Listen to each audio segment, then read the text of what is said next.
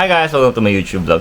For today's video, simple lang, pag-uusapan natin yung reuse content demonetization. So ano pang hinihintay natin? Let's go!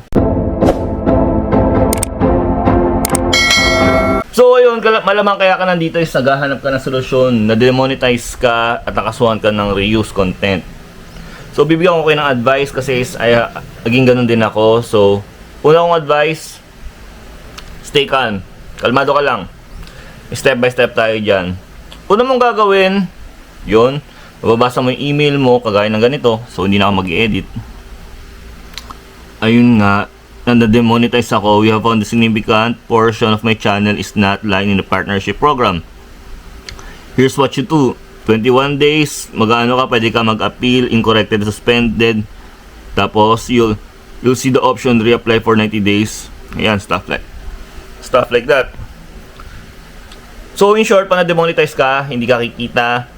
Tapos meron kang suspension for 21 days. Ayun.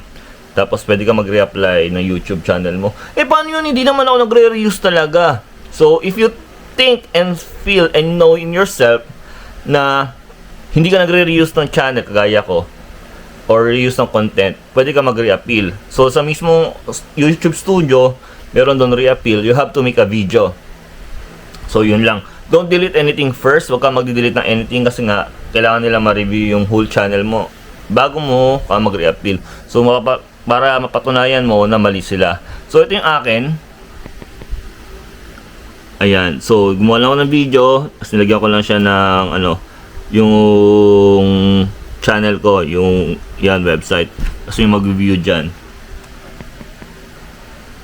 Tapos less than 24 hours actually, kalahating araw lang, may result ka na. So, ba't nagkaganon?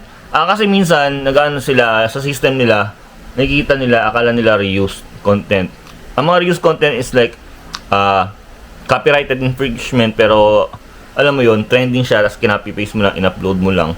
So, yun. Or paulit-ulit ka na content, kunyari yung introduction mo, or may isang topic ka, paulit-ulit mong ginagawa. So, second advice ko, kung feeling mo may ganun ka, delete mo na yun.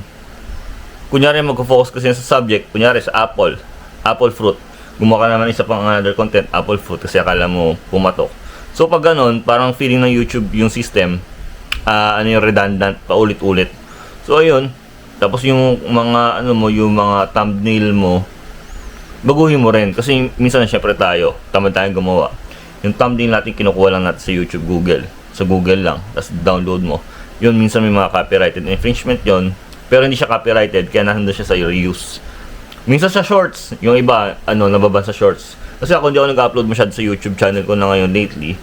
Yun, sa shorts nga, pag paulit-ulit ka nag-upload ng shorts, or 3 times, 4 times ka nag-upload sa isang araw, minsan, na-overload yung system nila, akala nila reuse content yon. So, mag-reapply ka lang. Tapos yun, kapag napatunayan mong mali sila, ayun, kanila, pagbibigyan kanila. Kagaya na sa akin. Yan We are happy to share that your promote partnership was appealed successfully and channel now monetized again. Our team carefully reviewed both of your content and video appeal. Your appeal helped us better understand how to create videos in your strategy and your channel brand. Thank you for submitting an appeal for your patient while we reviewed it, and we realized it extra work to appreciate your helping. Yan. So yun, after nila ma-review, ayun na nga. Pero after nun, ang ginawa ko na, syempre, na-monetize na ako. Swerte ako kasi nakalusot ako. Ang ginawa ko, dinidelete ko na yung mga paulit-ulit ko. Ganyan yun. Ako, I check na meron akong 38 video, puro Gcash. How to use Gcash. Siguro yun yung nakita nila. Kaya pero dinidelete ko yung mga konting view, pero yung mga nag-trending, hindi ko dinidelete. Kasi doon syempre kumikita yung YouTube ko. Yung mga hindi na-view masyado, ayun yung tinanggal ko. Kasi pag once, kunyari yung appeal mo, yung first appeal mo hindi napagbigyan, mag-back ka sa zero. Hindi man literal na zero. Up to 90 days ulit, pwede ka mag-appeal ng ng YouTube channel mo ulit. I-clean mo na, delete mo na lahat ng channel mo or watch hours mo. Syempre may subscribers ka na. May 1,000 subscribers ka na. Ang bubunuin mo lang is yung 4,000 hours, which is nakakapagod, di ba? Nakaka-burnout yun. So, hindi ko na-picturean yun, pero meron ako nun 1,500 na tira sa akin. Siyempre, tinamad na ako nun. Kaya yun, nag-reappeal ako ng una. Which is na pagbigyan din naman nakalusot, di ba? So yun, pwede ka mag-reappeal ng number 2, magba-back to 0 ka, tapos siguraduhin mo malinis na yung channel mo, reappeal, para hindi mo na maganito yung program mo. Para hindi ka na ma-demonetize ulit.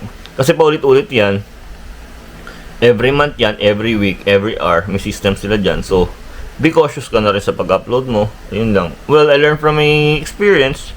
Ayun, we're back naman, mas singkit pa sa di ba, sa paghahanda. Ayun lang, default advice lang. It's lang, advice ko lang kasi nga we're just like celebrating it's a win for me, syempre. So ito yung reuse content. Ayan.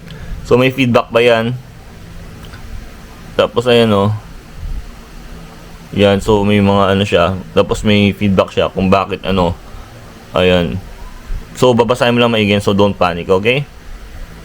Tapos yan yung sinasabi ko sa'yo. Kagaya yan, may watch hour ako na 1,569.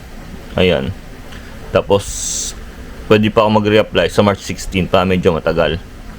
Tapos yun, ito nag-appeal ako kahapon lang yan.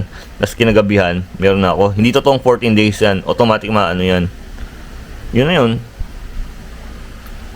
So una ko talagang advice, don't panic, don't lose hope. We can bounce back. Kung talagang hindi ka learn from mistake. Yun lang.